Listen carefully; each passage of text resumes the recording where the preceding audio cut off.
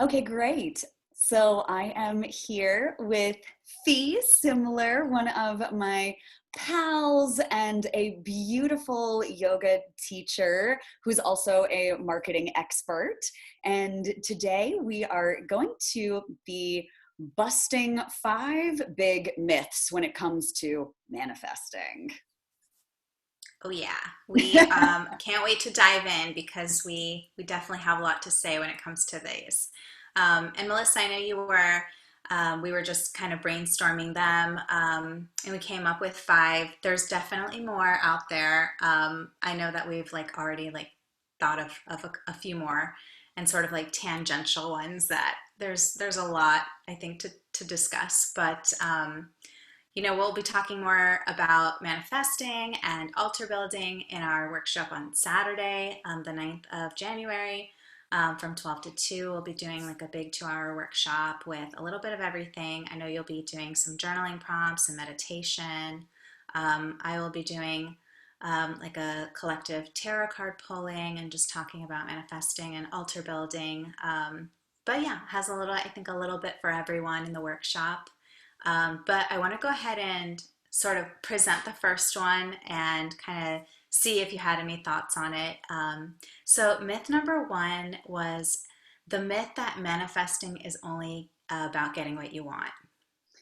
Oh yes. And truly, I think it's so important that we're diving into these myths about manifesting, especially because it is a new year. We're on this threshold, and this is a very auspicious time where a lot of people are looking both at the past and trying to work toward the future and set goals and tap into their intentions. But there's so much misinformation out there about manifesting. And I have done law of attraction practices, and they have uh, totally bombed. And then I have thought that I was a failure or doing it wrong. So I know we're going to cover a lot of that too with this conversation. So, yes, to get started, I think that's one of the biggest myths, is that manifesting is all about getting some kind of external. And that is what a lot of modern manifesting rhetoric is targeted about. You will get X, Y, and Z if you follow these steps. And really, the if we look at what we are trying to draw into our lives, whether it's a more loving relationship or whether it's more abundance, there are deeper emotional and psychological and energetic currents that are truer to what we are actually seeking. And so, Yes, and blocks too. exactly. I think if we get so attached to how it's going to look in the external, we miss the deeper foundation of what we really want, which is usually something like happiness or contentment, or to feel loved, to feel like we belong, to feel like we're living our truth. Um, and at the same time, we don't realize how we're unconsciously blocking ourselves. Yeah, definitely. I think that people can get really caught up in I see a lot of it about money, about success, about attaining the things that you want in order to make you feel a certain way. And I think that's putting the cart before the horse. I think that's look at this big, sexy thing, and then trying to work backwards from that. But I don't think that that's really how manifesting works. Like, you have to start with your stuff Mhm. and go from there because Exactly. it's really I think this the only starting place to look forward from. um, and we talked about anchoring into our internal space, and that's really what we'll be doing too on Saturday, is getting centered, getting present, and then going from that place, because I think that's where the best like fruition and evolution happens.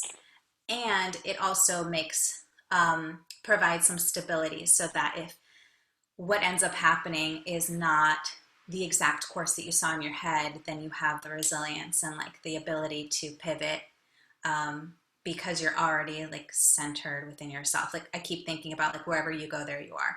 That's also been like kind of in my head this year. Wherever you go, Mhm. there you are, because you take yourself with you everywhere and you have to be good company for yourself. So I think that's, you know, I think that's important where you're talking about the end result versus the journey Mm. and differentiating between those two. Um, I think that's part of the work for sure. Exactly. Such good points. 100%. Yes. When we do, right? When we get so attached to the way an outcome is supposed to look, then we actually block the potentiality for something even greater to come our way. And I know I've definitely fallen into that trap years ago as a yoga teacher. I thought my yoga career had to look a very, very specific way. And I had this big dream and this big uber specific vision. And then when it didn't pan out like how I'd planned, I was really thrown off by that. I was really destabilized by that. And yet I had no idea that at the same time, something even greater was brewing for me, something that I couldn't have even imagined. So it's like we have to leave room in our manifesting for for the magic to really come through the door and not feel like we're in control of every little precise detail. Because you're not. And if we have all learned one thing these past few months, it is that. Yeah, yeah. Mm-mm. Throw that control out the window. You can manifesting is like a co-creation with like everything around you and all of the energy around you and yourself. But I think tethering into yourself is like a big aspect of it. So It um, is. I It's want to bring the up. groundwork. Oh Yeah. yeah, absolutely. I want to bring up myth number 2 that we discussed, the myth that you don't have to take action. Um, because we can just lay around and like dream about all of these good things and then like kind of like sit back and eat grapes, right? Yeah, yeah, definitely. Especially when taking those actions toward our vision, toward our goal, can be out of our comfort zone. I know we've Totally. also talked about how a lot of things for yoga teachers, for people who are in the wellness field, or even just interested in healing and spiritual growth. Putting ourselves out there, sharing our stories, getting comfortable with technology, and all these things can feel really overwhelming, and we can have this intention in our heart, but if we don't actually do the work and try to figure it out and step outside of our comfort zone, we're not going to actually see then what we want come to fruition in our material reality around us. Oh yeah, definitely. And my mom actually said the same thing about prayer the other day. She's like, you know, you think that if you just pray, she's like a very devout a Catholic woman. So she's like, you think if you just pray, some angel's going to knock on your door and give you a job while you're sitting around laying, like taking naps all day? Ah, I think she was talking about someone we know, but I laughed because I was like, we really are related, mom. that's great. And it's so true. You can see the parallels in other spiritual traditions. People are like, oh, Oh I'm yeah, just going to pray it away. And it doesn't work like that. no. We are active. I love that phrase, co-creation. And for me too, I think because there have been so many misconceptions about manifesting, that I really resonate with the word co-creation, that I am working with this mysterious, wonderful force, this divine intelligence that is helping me fulfill my dharma. Yeah, absolutely. I mean, I think that whatever that is might know more than we do about our Dharma. And so it's about a trusting as well and just like doing the work and trusting. Like radical trust is a word that like, or like just a phrase that like kept going in my head in like the whole month of December. Like have so much trust that people think you're crazy. Have so much faith that people think you're like crazy. Like have so much faith in yourself. Have so much faith in like whatever you want. And make it almost laughable. And I was like, I'm comfortable with that. I don't care if people think I'm crazy. And I think that's part of like being an entrepreneur too, is just being so like having radical faith and trust in yourself and like whatever lies ahead. Cause Mm. you know, to hell with it, like in the best way possible. I love that. That is so powerful. Yes. What a good mantra to have so much radical trust and radical faith in yourself that it's comical. Because why Yeah. not? Yeah, What's the exactly. Yeah. alternative to have self-doubt, which so many of us are plagued by? Yeah, I've been there and like it didn't get me like much further. So Nope. Nope. Maybe we'll try another way. yeah, and I resonate really hard with like all your Capricorn memes where it's like I want to be alone with somebody else who wants to be alone. Like Totally. totally like I can be like so grumpy sometimes, but I'm trying to just be like, you know, like super comfortable with like I don't know what's happening and that's okay. Yes, and I think that's what most of us are struggling with, especially these days. And this is why all of this good work and these tools of mindfulness and meditation and using an altar can be really, really powerful opportunities for us to connect with that deeper energy that's not so caught up in the stories of the ego and the messiness of the mind. Oh yeah. So I want to bring up myth number 3, which was the myth that you only have to think positive, happy thoughts. Oh yeah. Yeah, this has a special place in your heart, I think. It sure does. And we were joking also previously that you and I both are we're not big fans of the good vibes only theme. that really all vibes are fine. And in fact, this is a big problem with so much of the watered down manifesting teachings that are out there, where it's like, as long as you are always happy and shiny and sparkly and thinking your positive thoughts, then you'll get everything your heart desires. And so then what do when you have the very real, very human feelings of worry or sadness or feeling tired or just like you Yeah. said, like feeling grumpy? Then Yeah. you can get caught in these traps of judgment and these loops of shame and guilt and self-criticism that will really hijack your growth and your potential to get yourself in a flow state where you're feeling inspired. And when you're feeling when you're in a flow state and you're inspired and you're creative, then you're more of a conduit for those energies that you're seeking. They will find you more easily in that Yeah. frequency than if you're caught up in the like, oh no, I am feeling really exhausted and overwhelmed today, I'm terrible. It's like Yeah. it's like that judgment layer cake. Oh, absolutely. Yes, we've talked about eating that cake before. Mhm. And I think too it can like blame the victim in a way, like if something bad happens to someone.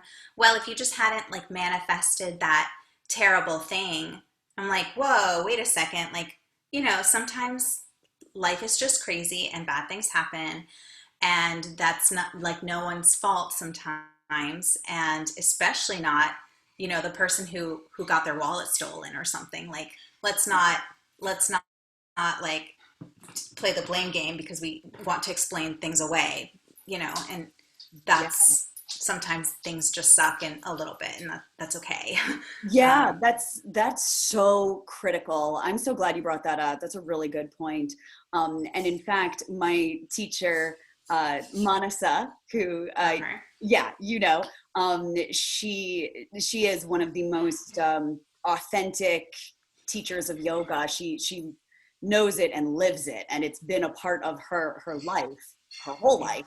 And so it's great to have this resource, this great like fountain of authentic knowledge. And recently, we've experienced a terrible loss in our community, and we were all sitting around one day talking about it, and um, just trying, asking those big existential questions. Why do these painful things happen? And she just said, we don't know. Truth is bigger than us. Truth is bigger than what we can possibly know. And she just said it so simply and clear cut. It was like clear. Yeah. Yeah. And it's true. The ego, right, goes back to control. The ego wants to know, it wants to explain, it wants to be in charge. And I think that's also part of why what we're going to be exploring on Saturday is an opportunity for us to develop a co-creative relationship with that which is beyond our logical understanding in a playful, lighthearted, open manner. Yes. And I think it's so healthy to have that like childlike approach, that like I'm always a student approach or I'm imperfect approach, and just sit with that. And that, I think, nurtures our compassion and our ability to, look ourselves in the mirror when we're having like really crappy thoughts, or, just we just woke up on the wrong side of the bed or whatever, because it's just part of, it's all part of the bigger picture. And like with manifesting, sometimes you get like big ideas, and that's okay. And so that, when one day is like, a rainy day, you can come back and say, okay, well, like, it's part of the process, or like, here's my idea, or like, here's my dream or vision or whatever. And know that it's, it's a wild ride to get there, and that's okay. So there's definitely a lot of like self-compassion that goes into it. 100%. Before we move to the next myth, I just want to add that, this is shadow work, right? And and the approach of shadow work is realizing where we're fighting ourselves, realizing where we have these inner conflicts, where we feel like, oh, I shouldn't have this type of thought, or I don't approve of this tendency in myself. Or what a lot of people do is they project it outward. I don't approve of this tendency in other people. That's a reflection of what we're not radically accepting in ourselves. So by engaging in radical acceptance, we become more whole, we become more integrated.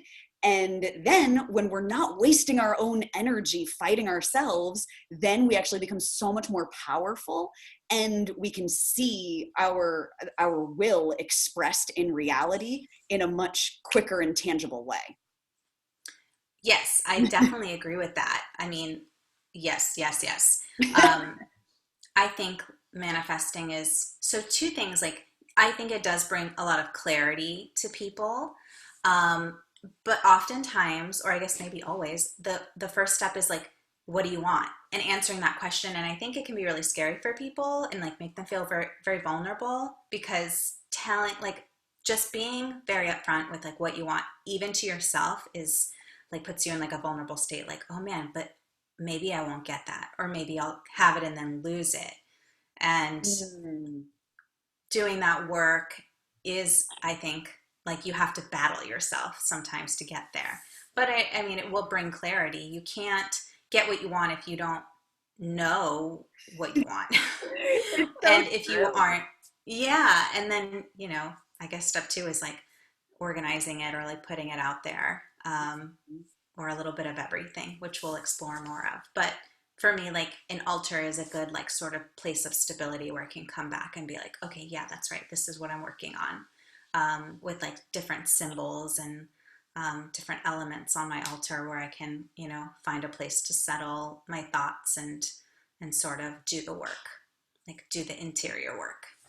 Exactly. And having that externalization in the altar with all of those symbols is a great way to bypass the busyness of the brain and all of those ego stories. It bypasses all of that and gets right to our energy level, our subtle body. It gets right to the prana. It gets right to our heart and our emotions.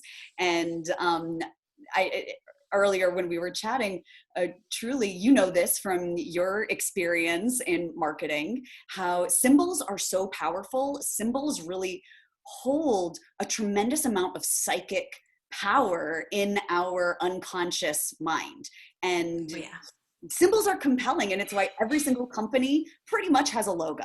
because it's a compact uh, package of meaning right there, and you look at it and immediately you tend to have some kind of psycho emotional response to it. So when we can then more quickly align ourselves with the symbols that resonate with us as to what we're trying to draw into our lives, then we can get into that state of being a lot easier.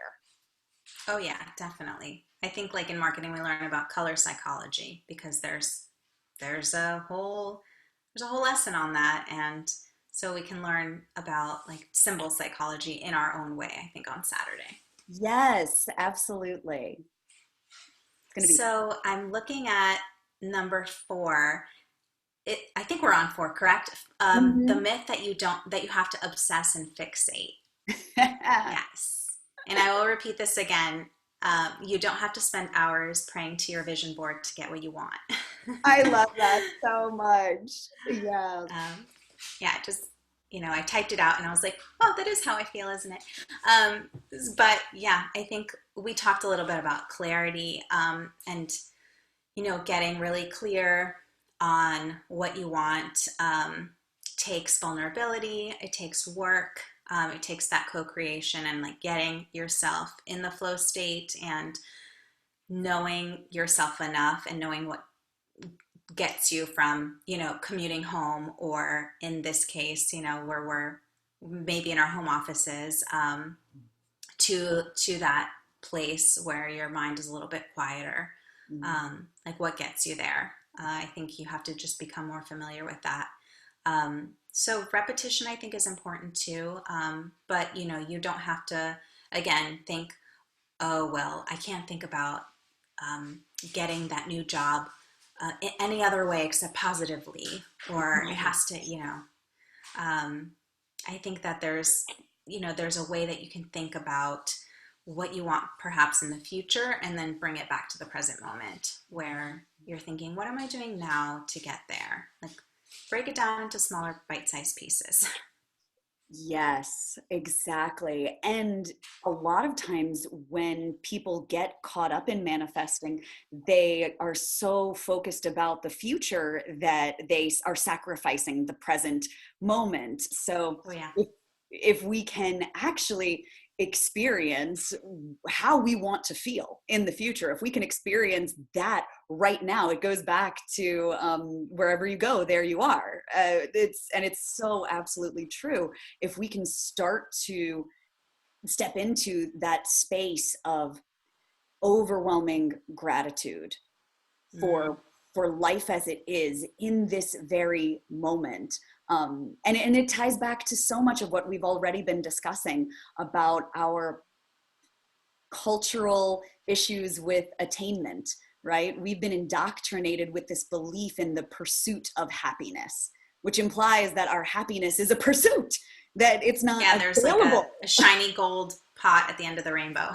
Right. And a lot of manifesting in modern new age, in the new age world, seems to also fall into that rhetoric. And I do not agree with that. I think that we can actually step into a space in the present moment, right now, with things completely as they are, even with things as messy and chaotic and uncertain as they are in life, because that also breaks down the illusion that, oh, but when I get the right relationship, when I get the Mm-hmm. right job, when I get that amount of money in my bank account or that car in my driveway, then I'll be happy and all my problems will be solved and nothing bad will ever happen again. And Yeah. know that that's a total myth. Oh, there's our bonus myth. Yes. Yeah, One of them. exactly. It's messy and it's not that simple. Right. And that's okay. Enjoy the ride. Yes. Um, Yes. so also, so myth number 5 is the myth that you're doing it wrong. Oh Um, yeah. yeah, that's a good one. This, and I hadn't mentioned this to you before, but it also makes me think about like spiritual martyrs, and people in the New Age world that are like, oh, well, like my whatever ceremony sucked worse than yours did. Like my initiation into like, whatever. I'm Peruvian, so like my ayahuasca ceremony, I I was more sick than you, or like my Buddha tattoo hurt worse than yours. Like I think about people that I see it, and I see it sometimes in, not really the community that I hang with, but sort of like other pockets. And it's like that is so ego, and people are not even aware of it. Mhm. But there are suggestions for practices like manifestation practices, or really anything. I mean, we give suggestions in our yoga classes, we guide, but we are not of the school, where you're like, you have to do this, you have to do that, because everybody's so unique and different. So I think that in our workshop, we'll present all these different ways where you can center, manifest, build an altar, journal, a variety of practices, I think, and maybe everything will click with some people, and maybe one or two things will click with the other people, and like that's okay. Take what you want and leave the rest. And I think that that's super important to keep it open ended. Completely. It's really more complex because we are so unique and everyone's on their own individual path. It would be uh, unethical for us to say, we have this one manifesting formula that we know is going to work for you. Because we both know that it doesn't really work like that, that there is no And one I've seen path. stuff out there like that. Of course, and that because that stuff sells, but it Oh doesn't yeah. mean it works. It might sell, but it might not work. And yeah, yeah, Yes. yeah. So yeah, just to echo what you were saying, we are going to respect that and respect that it's really what we're going to explore on Saturday are opportunities for you to feel more connected to your own source and your own self with the capital S, and using Oh yeah. what kinds of symbols or externalized objects that are really personal to you and that resonate for you on your journey. Yeah. Definitely. I think I'm very excited to be like presenting all of our special sauce to everyone. I feel like we can, with our power combined, we have like a nice like flavor of woo that's also very rooted in like the practical and like list making and Yes, writing. a little left hemisphere of the brain, a little right hemisphere of the brain. Yeah, Oh yeah. awesome. Perfect. Well, thank you for having me, and I'm excited to see you Saturday, and we'll chat before then. And everybody out there, we hope to see you Saturday. You can go to my link in bio. You can go to Melissa's link in bio on Instagram as well to find the tickets. I know it's also on your website. Is that right? Yes, and it's also going to be included in the description of this video too. So you can just click there and get all the info about Saturday's workshop. And if you have any questions, you can always reach out to me. I'll also leave my email address in the description of the video too. So yeah, hope to see some of you there on Saturday. And I am super looking forward to teaching and diving deeper into all of this with you. Same here. Okay. All right. Well, thanks, Melissa. Take care of yourself, and we'll talk soon. Great, thanks. Bye. Bye.